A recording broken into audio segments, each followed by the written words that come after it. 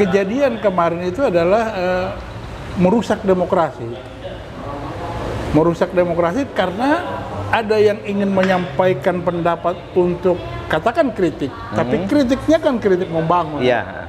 Itu dirusak oleh segerombol orang yang bernama premanisme itu. Nah, preman ini tidak punya hak membubarkan hal-hal seperti itu. Tapi yang saya sayangkan, aparat keamanan itu disoroti oleh berbagai macam ada rekamannya, media, ada rekamannya. Itu seperti terlalu toleransi terhadap preman daripada tokoh-tokoh nasional itu. Assalamualaikum warahmatullahi wabarakatuh. Waalaikumsalam warahmatullahi wabarakatuh. Hari ini mungkin kita agak lain suasana ini kan. Baik. Acara apa? Biasanya acara ngobrol pinggiran ini yang diinisiasi oleh Jejak Rekam media online di Banjarmasin, Kalimantan Selatan dengan Jejak JR News Co.id. Ya. Nah, biasanya mereka ini ada acara rutin ngobrol-ngobrol. Nah, kebetulan yang biasa jadi tuan rumah, yang biasa memandu sekaligus menjadi narasumber. Ya. Ada acara mendadak nih. Ya. Nah, kemudian berkaitan dengan itu, kita hari ini tanpa ada yang memandu. Ya. Tapi kita intinya mencoba untuk tetap melaksanakan ngobrol pinggiran, ngopi dengan agenda yang kita diskusikan hari ini. Baik. Nah, mungkin kan pertama Ulun mungkin menyapa dulu. Ini pemirsa, kita perkenalkan, beliau ini tokoh Kalimantan Selatan sekaligus sebenarnya tokoh nasional. Amin. Karena sering tampil di salah satu media nasional. Ya. Dalam hal dimintakan pendapat mengenai berbagai persoalan. Baik. Pak Tasrik Usman. Nah, beliau ini dulu malang melintang di DPR. Iya. Di DPR Kota Banjarmasin, kemudian di politikan segala macam. Gimana Pak Tasrik hari ini? Alhamdulillah baik. Baiklah. Nah, jadi Pak Tasrik, ini kita nih mulai bepanderan nih, mulai bicara masalah lokal dulu. Baik. Nah, dalam beberapa minggu terakhir, bahkan di bulan mulai dari September ke Oktober ini, pertama ada kasus persoalan Ibu Amelia. Ya. Masih ingat Pak Tasrik? Ya, Kalau tidak salah dulu ya. ikut ngobrol juga kan? Ya. Kemudian dalam perjalanannya, yang terakhir ini kan kasus mengenai persoalan di WLM, yang persoalan guru besar itu, yang juga cukup menghentak publik yang ada di daerah. Nah, ini yang cerita yang di daerah nih kan. Ya. Nah, kalau kita ke nasional juga banyak, misalnya kasus ceritanya Pupu Papa. Ya. Kemudian ceritanya yang terakhir ini kan, yang pembubaran mengenai pertemuan salah satu diaspora, tokoh-tokoh nasional yang berkumpul di salah satu hotel untuk membicarakan persoalan kebangsaan. Kemudian ada pihak-pihak tertentu mungkin yang tidak sejalan lalu membubarkan acara tersebut. Nah, berkaitan dengan ini kira-kira yang mana kita pilih nih? Mau yang lokal, mau yang nasional? Mungkin kita mulai dari nasional. Nah, kita mulai dari yang nasional. Yang lokal udah kita angkat. Yang lokal sudah diangkat, sudah lumayan rame yang lokal. Nah, mungkin bisa aja nanti kan ujung-ujungnya kita bicara yang lokal juga. Baik. Ini yang nasional nih kan ada dua nih sebenarnya yang lagi panas-panas nih kan. Iya. Masalah Pupu Papa. Baik. Yang terkait dengan misalnya keluarganya Pak Presiden, Pak Jokowi, termasuk dengan mengenai yang kira-kira beberapa hari lagi Pak Jokowi kan akan menyelesaikan masa baktinya selama 10 tahun, 5 tahun kedua lah. Nah, kemudian yang kedua ini kan masalah yang terkait dengan yang baru rame ini kan, yang pembubaran itu. Di kita yang mana? Pembubaran atau yang Pembubaran. Pembubaran. Nah, ini. Nah, kalau pembubaran mungkin pengantarnya seperti ini kan, ada hari Sabtu yang lalu kalau tidak salah. Betul. Ada acara pertemuan kebangsaan yang digagas oleh Forum Tanah Air Diaspora, yang misalnya ini kan Forum Tanah Air ini kan hampir di seluruh dunia ada mereka. Dan juga di seluruh Indonesia ada, termasuk di Kalimantan Selatan. Tapi memang Kalimantan Selatan mungkin masih belum terlalu gaungnya belum terlalu ini. Nah, suatu saat mudah-mudahan Pak Tarsik kan juga ikut ngumpul di organisasi itu kan. Ya. Nah, kira-kira yang mereka bicarakan sebenarnya kan kemarin lebih banyak mengenai masa depan bangsa, mengenai persoalan-persoalan yang mungkin diharapkan itu tidak terulang lagi. Ini Pak Tarsik melihat, pertama nih melihat persoalannya itu, acaranya itu seperti apa. Nah, kemudian yang kedua, persoalan pembubarannya itu seperti apa.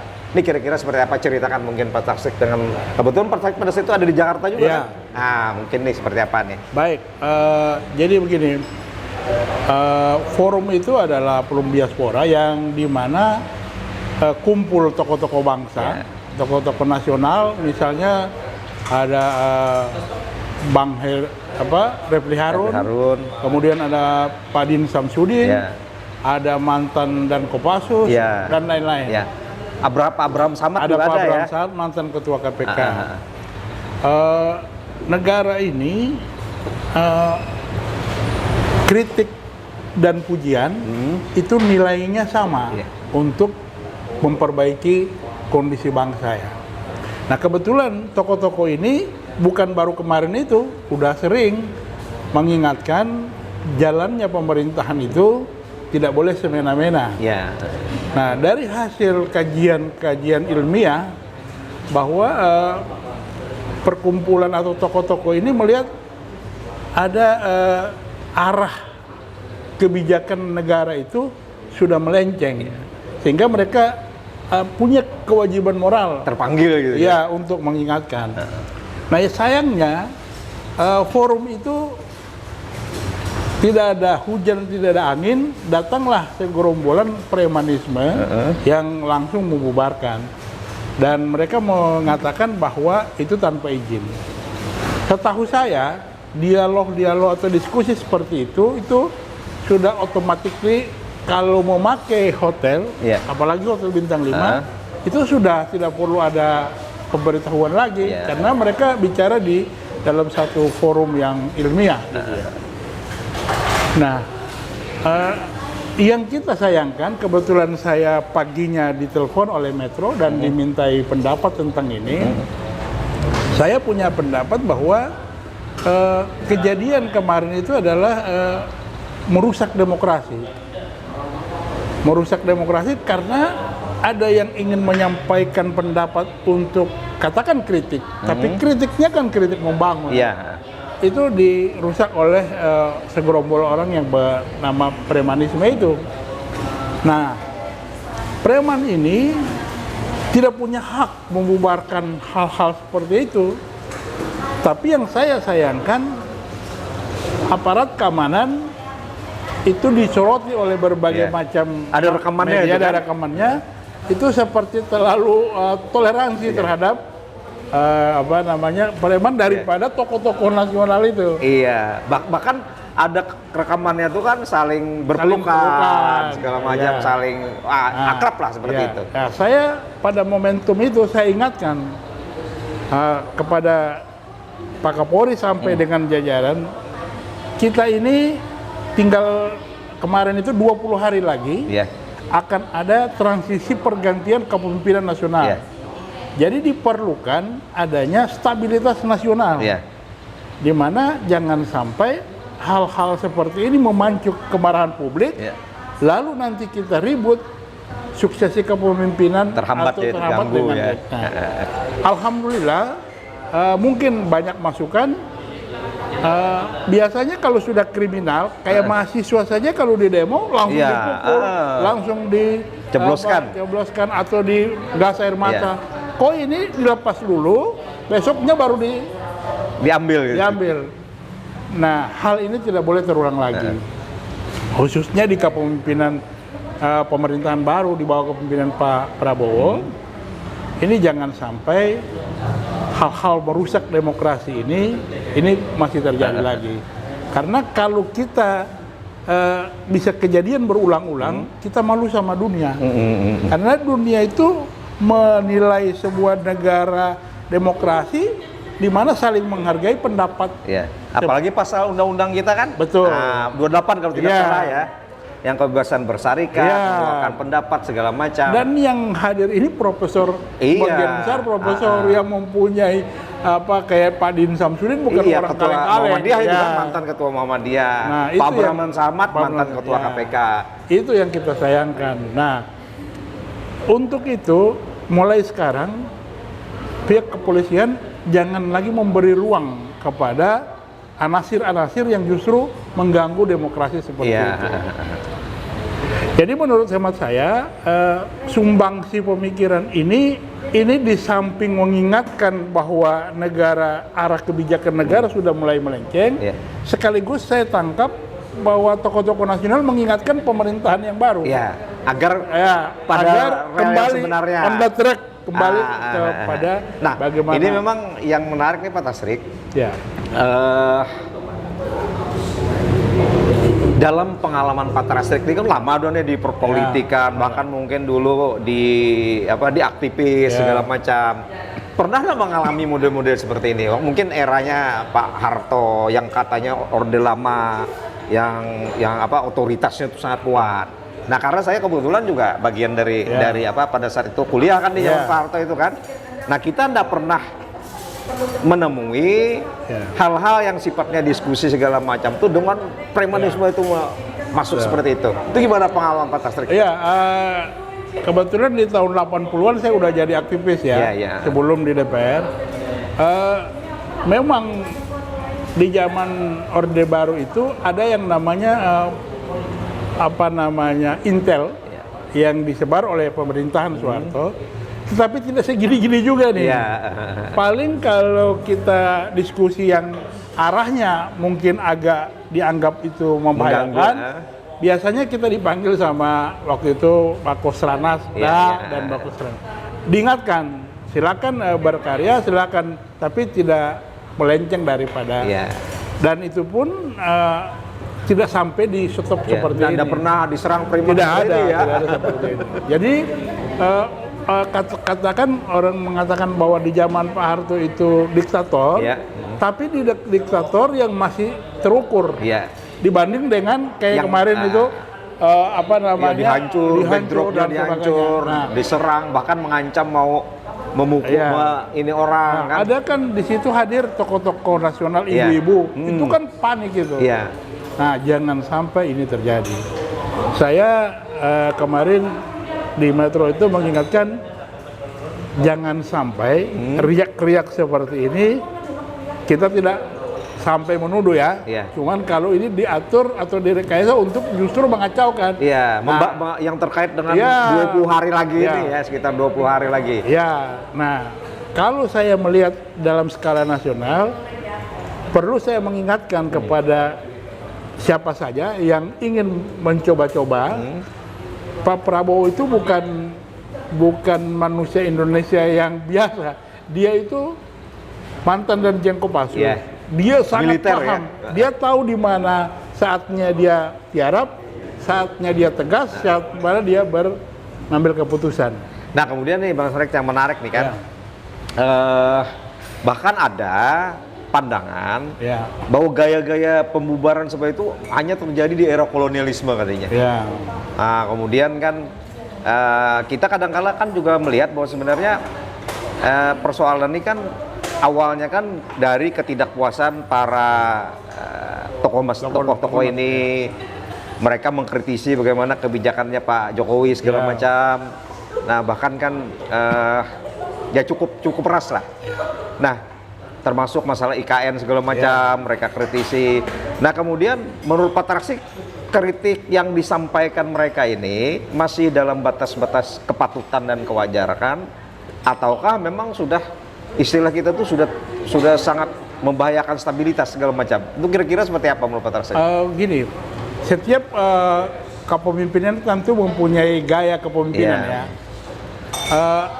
tokoh-tokoh, bayangkan rektor-rektor kampus-kampus kan pernah bergerak, bahkan profesor-profesor bersuara.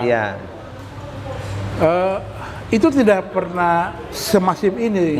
Nah, waktu zaman Pak SBY itu ada kritik-kritik ketika Pak SBY menangkap bahwa ini ada kritik publik atau masukan aspirasi masyarakat, beliau mengambil langkah bagaimana supaya itu tidak membuat masyarakat marah. Ya. Nah, tetapi mohon maaf, di kepemimpinan Pak Jokowi itu apakah beliau memang tidak tahu atau memang tidak paham atau memang sengaja Membiarkan itu. membiarkan. Ya. Misalnya, bagaimana kejadian Mahkamah Konstitusi 90? Ya, yang apa mensahkan itu ya. Itu kan menurut saya kutip ya, menurut apa namanya Profesor Mahfud, padahal waktu itu masih menjadi Menko Polhukam, itu adalah penyelundupan hukum, gitu loh. Dengan memaksakan kehendak dan memanfaatkan ipar, ada ipar. Nah, ini kan buktinya oleh MK ada pelanggaran etik. Pelanggaran etik berat dan diberhentikan dari ketua MK gitu. Ini kan hal yang sangat fundamental. Tapi kalau ini dibiarkan, itu yang sampai tokoh-tokoh ini bingung. Nah, belum dari sisi anggaran, belum dari sisi, bayangkan hutang kita sekarang sudah hutang negara 8 ribuan triliun. 2025 bulan April kita wajib bayar hutang itu 800 triliun. Kan besar banget. Besar. Gitu. Nah, boleh saja membangun, tapi jangan juga membangun hutang numpuk, infrastruktur yang dibangun terkesan dipaksakan. Contoh, ketika Presiden menyampaikan ke publik bahwa pembangunan kereta cepat itu zero APBN, akan menggunakan pihak ketiga, dalam hal ini China. Pada saat terjadi kontrak itu baru 3 bulan jalan sudah pihak China minta ada adendum bahwa mereka mungkin salah hitung atau apa. Akhirnya APBN kita yang digunakan. Nah, sementara adik-adik kita di perkampungan ketika dia mau ke sekolah itu menyeberang sungai menggunakan tali, dan sangat ada yang banyak beritanya lah mengenai itu. Artinya masyarakat tidak juga melarang pemerintah membangun infrastruktur, tapi ya jangan juga kan, kalau membangun negeri itu kan harus seimbang antara infrastruktur dan non infrastruktur. Misalnya persoalan etik, pendidikan, kesehatan. Nah itu. Nah sekarang kalau itu dipaksakan, yang paling fundamental adalah kita hargai. Saya pernah sampaikan itu di Metro. Kita hargai Pak Jokowi sudah melahirkan undang-undang tentang rencana pemindahan ibu kota. Tetapi yang kita sayangkan, ada kesan Presiden memaksakan APBN yang tadinya dikatakan itu adalah ada 157 investor asing yang sudah antri, buktinya enggak ada. Dan malahan, itu sekarang dikerjakan oleh BUMN. Dan sekarang kan, nah saya juga sampaikan lewat Metro, ini memindah ibu kota tidak seperti memindah rumah, pindah rumah. Saya contohkan, kita di Kalimantan Selatan, kebetulan saya bagian waktu di DPR, memindah ibu kota dari Banjarmasin ke Banjarbaru, hanya 30 km. Itu sampai dengan sekarang udah 16 tahun. Kantor DPR belum, kantor dan rem belum, Polda yang sudah baru mulai. Jadi itu tidak mudah. Dan kalau memindah seluruh perkantoran kan menyangkut pegawai, hunian mereka, transport mereka segala macam. Ini kembali nih ke masalah tadi awal pembubaran tadi kan. Nah artinya apakah ini karena ada kaitannya dengan kekritisan tadi pihak mereka itu terhadap misalnya yang tadi disampaikan Pak Tarsik terhadap kebijakan yang dilakukan oleh Pak Jokowi, apakah kira-kira ada hubungannya nih sebenarnya kira-kira? Oh jelas. Penyebab terjadinya pembubaran itu. Kalau kita melihat dari video yang beredar, bahkan si pelaku koordinatornya itu ada di salah satu acara, saya tidak perlu sebut. Ya, ada kita beredar, ya. ada salah satu partai lah. Artinya gini, Mas Uban, setahu saya, ya preman ini kan manusia juga. Ya. Setingkat Pak Din Samsudin, Repli Harun, dan tokoh-tokoh mendiskusikan sebuah kepentingan negara, apa hubungannya dengan preman itu paham tentang itu? Iya, benar-benar. Tapi karena ini by design, ya dilaksanakanlah itu. Yang penting bubar gitu. Ya, penting bubar. Targetnya yang penting bubar. Gitu. Nah, tapi dia baru sadar, oh kalau ini ribut, ini berdampak ke ke suksesi transisi Pak Prabowo. Dan saya berharap supaya jangan lagi ada rekayasa-rekayasa seperti itu. Yang paling fatal, Mas Uban, ketika putusan MK 6070 yang membatalkan Mahkamah Agung, dalam hitungan jam teman-teman di balik ingin mau buat undang-undang membatalkan kembali itu putusan MK, tapi dengan petunjuk dari Yang Maha Kuasa ada kesadaran kolektif mayoritas anggota DPR yang tidak menghadiri paripurna. Nah, pengalaman saya kalau 2 kali ditunda 2 kali 30 menit dan tidak memenuhi quorum maka batal. Nah, sorenya Wakil Ketua Dasko menyatakan bahwa di samping batal dan tidak diteruskan lagi. Itu menunjukkan bahwa Dasko ini Wakil Ketua DPR dan dari fraksi Gerindra. Tidak mungkin kalau tanpa sepengetahuan secara politik tidak mungkin Dasko bersuara seperti itu kalau tidak sepengetahuan komandannya. Ya, benar. Dan teman-teman yang lain, misalnya PDIP dan sebagainya.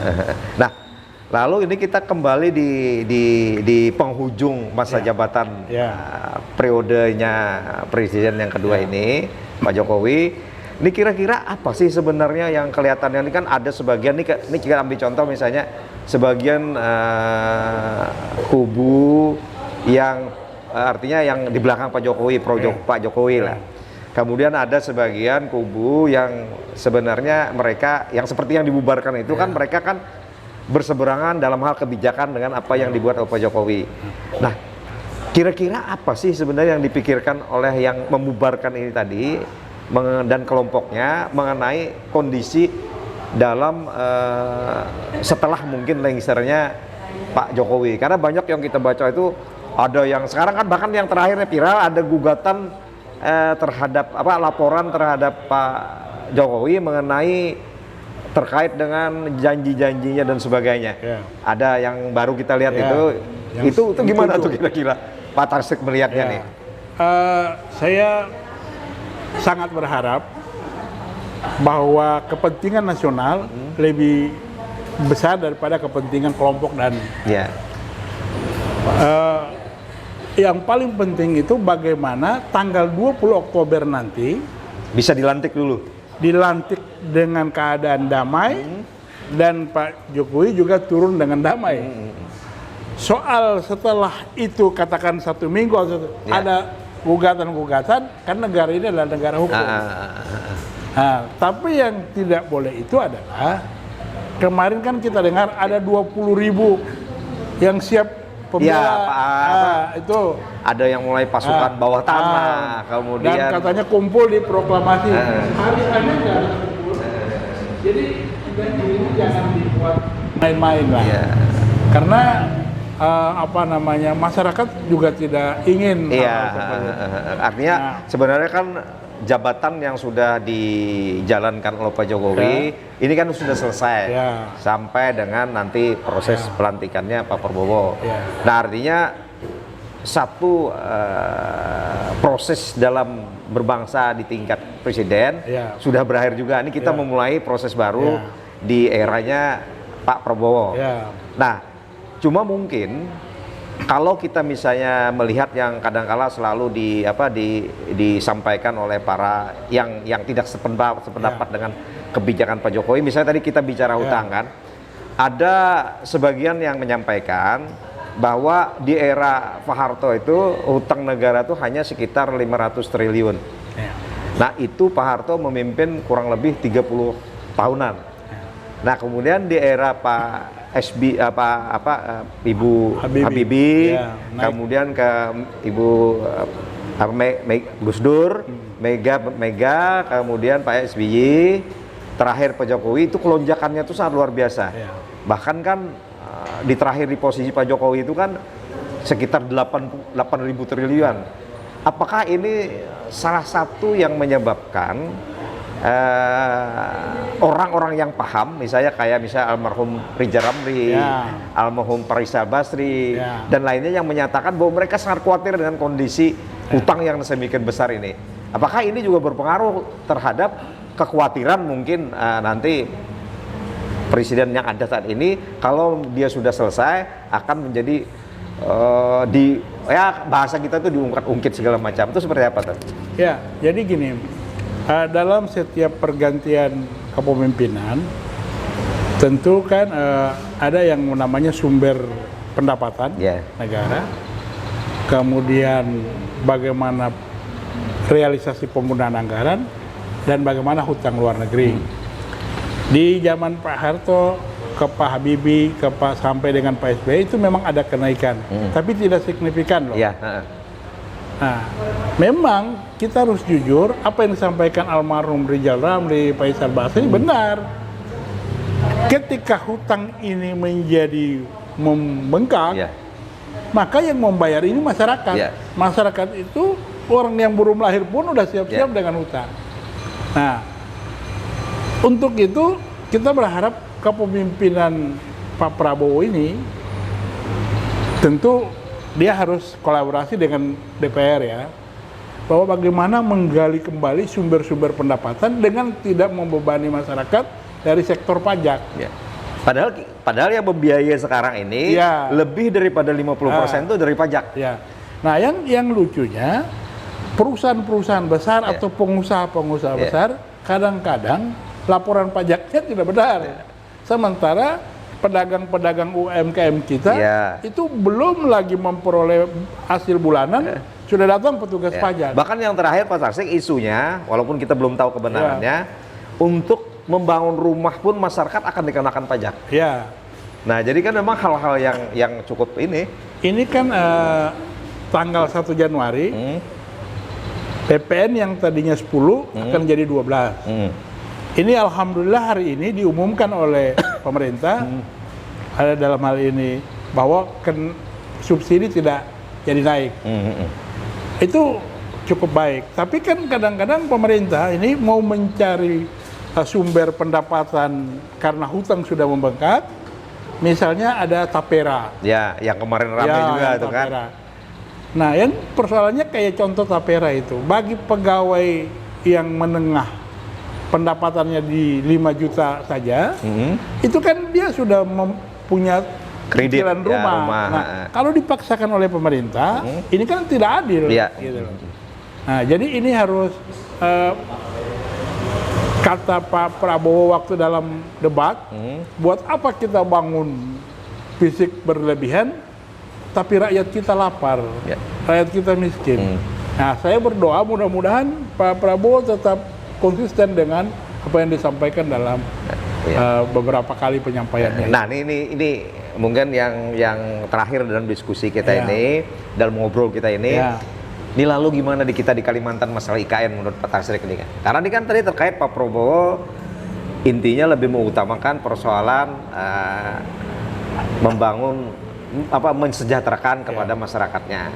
Artinya dia akan menyeimbangkan, bahkan mungkin akan membangun bangunan fisik itu, sektor fisik itu dengan lebih efisien.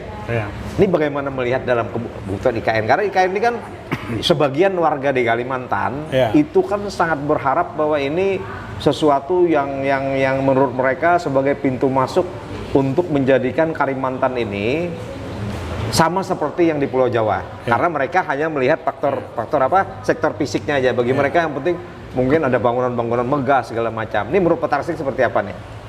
Saya ingin menyoroti secara khusus ya masalah IKN. IKN itu kan sudah diundangkan, Ya, diundangkan. tapi kepresnya belum. Belum. Karena kalau kepresnya keluar, maka mau tidak mau Pak Prabowo Iya, masalahnya infrastrukturnya Ya. belum memungkinkan Ya. untuk siap itu.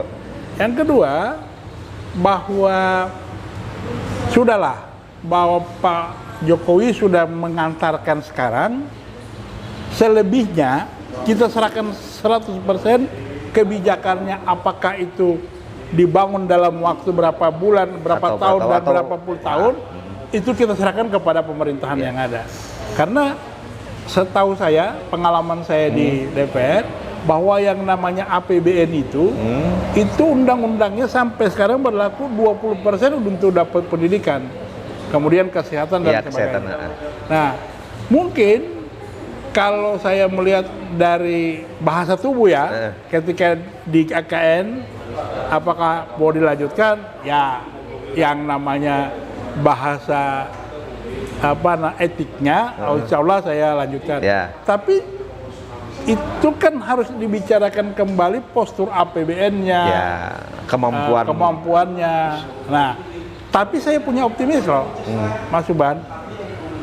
Kalau nanti Pak Prabowo terpilih, asal dia tidak berharap dari APBN, investor dari luar tentu akan harus jelas pembagiannya, baru itu bisa. Karena biasanya investor dia tidak mau mengikuti kepada penguasa yang waktunya tinggal sedikit. Itu yang pertama. Yang kedua, yang paling penting adalah status tanah di sana itu harus jelas, tanah adat. Ya, sekarang kan antara tanah adat dengan tanah ini kan masih. Iya, sekarang kan Raja Kutai sudah mulai menuntut lewat Otman Paris. Ya. Kemudian masyarakat yang dijanjikan juga belum. Ya. Nah, menurut saya kalau itu tidak diselesaikan, ini duri dalam daging. Bisa seperti Hambalang berarti Bisa ya? seperti Hambalang. Nah, jadi itu persoalan IKN itu kita di Kalimantan ingin itu cepat, tapi juga kita tidak boleh memaksakan kepada Pak Prabowo itu harus cepat. Tapi mungkin bisa saja kan dengan konsep yang disampaikan Pak Prabowo tadi, bahwa dia lebih mementingkan persoalan bukan fisik, tapi yang non fisik yang diutamakan dia. Nah, mungkin kan warga Kalimantan disuruh milih mau IKN atau mau misalnya pendidikan yang lebih berkualitas, kemakmuran yang lebih ini seperti itu, bisa saja seperti itu. Dan sekarang kan ketika itu direncanakan oleh Bappenas, itu kan harus ada persetujuan DPR. Kalau APBN ya. Nah, menurut hemat saya kita jalan aja seperti air mengalir, dengan tidak membebani postur APBN. Kemudian masyarakat juga tidak jatuh miskin gara-gara memaksakan itu, dan yang paling penting itu bagaimana persoalan IKN itu saya ibaratkan menarik rambut di tepung ya. Bagaimana menurut saya itu cukup rumit. Jadi bagaimana rambut ditarik tapi tepungnya tidak itu. Karena biar bagaimanapun itu sudah ada fisiknya. Tapi kapan selesainya? Itu yang menjadi tanda tanya besar. Kita lihat perkembangannya pada saat Pak Prabowo nanti memimpin negeri ini. Tapi kalau dilihat harapan kita sebenarnya yang paling penting dan diutamakan itu adalah bagaimana kita bisa memberikan kesejahteraan kepada segenap masyarakat Indonesia. Ada satu harapan saya ke Pak Prabowo. Sehebat apapun kepemimpinan Prabowo, kita akan bisa melihat semangat perubahan ke depan apabila susunan kabinet ini kabinet disahkan. Menaruh orang-orang ahli di bidangnya. Tapi kalau dia menaruh hanya karena negosiasi dengan politis, ada hal-hal yang mungkin ditempatkan politis, tapi jangan juga hal-hal katakan kayak ekonomi. Pak Harto itu 32 tahun memimpin, kenapa sukses? Karena, mohon maaf, orang-orang profesional soal dia berafiliasi ke partai, direkomendasi partai boleh, tapi dia bukan orang ahlinya yang utama. Saya ingat benar dulu di zaman itu, kebetulan saya di partai yang dipimpin oleh beliau itu, bahwa yang dikasih ke kader partainya itu Menpora, Menaker, selebihnya itu ahli. Mungkin nih kita waktunya sudah pas ini. nanti kita lanjutkan lagi dengan Baik. ngobrol. Ya. Nah mungkin kalau ngobrol kita Pak Tasrik, kalau tanpa adanya biasanya Bang Rasidi, Ya. nah, maka kita bebas mencari topik. Ya. Karena kebetulan mestinya ada Propadin juga di Ya. sini. Cuma karena beliau keperluan mendadak tadi tidak Betul. jadi ke sini, maka kita berdua yang melakoni ngobrol Ya. hari ini. Mudah-mudahan ngobrol kita hari ini Amin. nanti kita bisa kita lanjutkan. Demikian kami sampaikan para pemirsa. Mohon maaf kita ngobrolnya tanpa ada pembuka, hanya penutup. Mudah-mudahan bisa dinikmati, diambil hikmahnya, mudah-mudahan bermanfaat. Wabillahi taufik, wassalamualaikum warahmatullahi wabarakatuh. Waalaikumsalam warahmatullahi wabarakatuh.